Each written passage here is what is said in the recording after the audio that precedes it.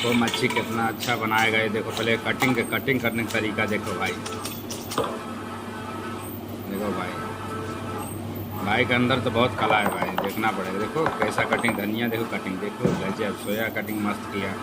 देखो अभी मसाला कूचेगा, पिसाई कर रहा है मसाला। वाह, पूरा देसी के स्टाइल में पिसाई कर रहा है भाई।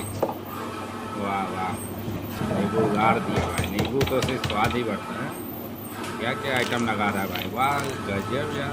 फ्राई करने वाला है कि तेल में फ्राई करेगा कि हाँ गरम से निकालेगा।